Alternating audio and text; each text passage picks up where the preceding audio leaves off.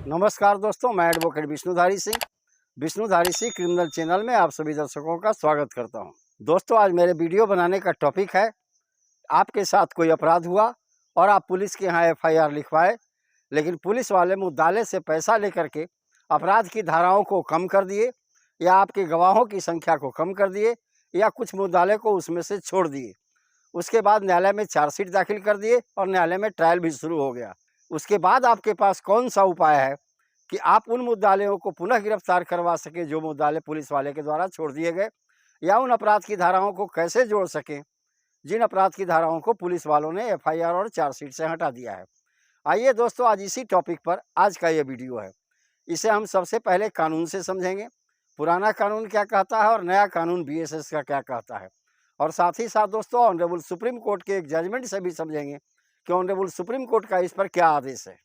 दोस्तों, ऐसा बहुत बार देखा गया है कि आपके साथ कोई अपराध घटित हुई और आप पुलिस वाले के यहाँ गए हैं और उसके यहाँ एफआईआर पुराने कानून के अनुसार सीआरपीसी की धारा 154 के अंतर्गत में आपने लिखवाया और उसमें आपने काफ़ी मुद्दाले का नाम दिया, अपराध की संख्या भी बताई कितना अपराध मेरे साथ हुआ, लेकिन पुलिस वाले मुद्दाले से पैसा लेकर के और उन अपराधियों को या तो छोड़ देते हैं या आपके द्वारा बताए गए अपराध की संख्या को कम करके न्यायालय में चार्जशीट दाखिल कर देते हैं। अब दोस्तों, प्रश्न उठता है कि जब न्यायालय में ट्रायल शुरू हो गया है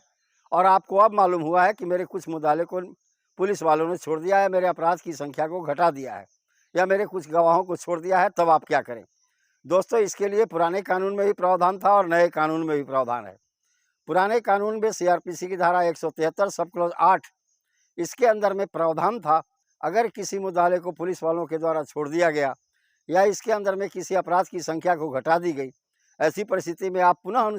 फर्दर अनुसंधान यानी आगे अनुसंधान जारी रखने के लिए न्यायालय से प्रार्थना कर सकते हैं या पुलिस के वरीय पदाधिकारी से प्रार्थना कर सकते हैं। दोस्तों, नए कानून के अनुसार बीएनएसएस यानी भारतीय न्याय सुरक्षा संहिता की धारा 193 सब क्लॉज 9 में यह प्रावधान किया गया है कि अगर कहीं भी किसी अपराध को पुलिस वालों ने छोड़ दिया है या किसी कारणवश अपराधी कुछ छूट गए हैं या किसी कारणवश अपराध की संख्या को घटा दी गई है या अभियोजन के गवाहों की संख्या को घटा दी गई है, ऐसी परिस्थिति में फर्दर अनुसंधान का आदेश न्यायालय भी दे सकता है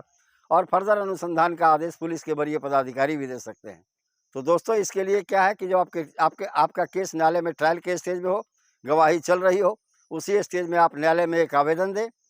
कि जज साहब को कि और ऑनर ऐसी बात है, इस केस के अंदर में कुछ अपराधियों को या तो छोड़ दिया गया है या हमारे लगाए गए आरोप की धाराओं को घटा दिया गया है। न्यायालय जो है इसे आगे अनुसंधान का आदेश दे सकता है पुलिस वालों के लिए, और पुलिस वाले बाउंड हैं कि पुनः आगे अनुसंधान इस पर करें। इसी तरह का एक केस दोस्तों ऑनरेबल सुप्रीम कोर्ट में गया था। केस का टाइटल है दोस्तों Rama Chaudhary versus state of Bihar.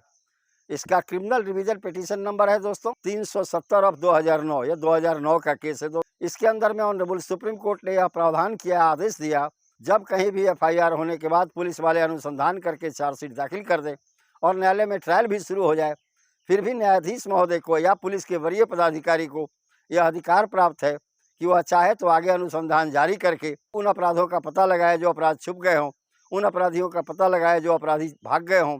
या उन गवाहों का पता लगाए जो गवाह वास्तव में थे जिनका नाम चार्जशीट में नहीं दिया गया है। दोस्तों, इसके लिए आपको न्यायालय में एक आवेदन देना होगा। इसके अंतर्गत में बीएनएसएस यानी भारतीय न्याय सुरक्षा संहिता की धारा 193 सब क्लॉज 9 के अंदर में न्यायालय में एक आवेदन देना होगा कि इस केस के अंदर में आगे अनुसंधान की आवश्यकता है। रामा चौधरी वाले केस में न्यायाधीश महोदय ने इन्फॉर्मेंट या सूचक के आवेदन पर इस तरह का आदेश जारी कर दिया कि पुलिस वाले इस पर आगे अनुसंधान जारी करें। पुलिस वाले अनुसंधान किए और कुछ नए गवाहों का नाम जोड़ कर लाए और कुछ नए अपराध भी ला करके दे दिए कि इस तरह का अपराध छूट गया था और इन गवाहों का नाम छूट गया था।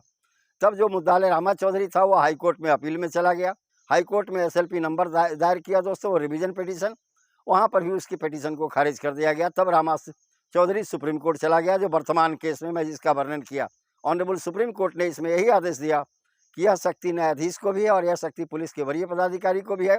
कि अगर कोई अपराध छूट गया है या कोई मुद्दाले छूट गया है या कोई गवाह छूट गया है, ऐसी परिस्थिति में इन सब लोगों को यह अधिकार है कि आगे अनुसंधान जारी करके सच्चाई का पता लगाकर न्यायालय में दें। तो दोस्तों, देख रहे हैं इस तरह आज का टॉपिक पूरा हुआ कि अगर आपके साथ कोई अपराध घटित हुआ है और अब पुलिस वाले मुद्दाले के मेल में आकर के अपराध को कम करके न्यायालय में चार्जशीट दाखिल कर दे या गवाह की संख्या को कम कर दे या कुछ मुद्दाले का नाम काट दे, ऐसी परिस्थिति में न्यायालय में ट्रायल चलने के दरमियान भी आप चाहें तो आगे अनुसंधान जारी करवा करके न्यायालय के आदेश से उन अपराधियों को पकड़वा सकते हैं जिन्हें पुलिस वालों ने छोड़ दिया, या उन धाराओं को जुड़वा सकते हैं जिसे पुलिस वालों ने छोड़ दिया। तो धन्यवाद दोस्तों, यहीं पर मेरा यह वीडियो संपन्न हुआ। अगर यह मेरा वीडियो आपको पसंद आया तो आप इसे लाइक करें, सब्सक्राइब करें, अपने साथियों को शेयर करें, ताकि जिन लोगों को इस तरह का काम हो या जिन लोगों को इस तरह की समस्या हो उसका निदान हो सके। धन्यवाद। अब विशेष अगले वीडियो में।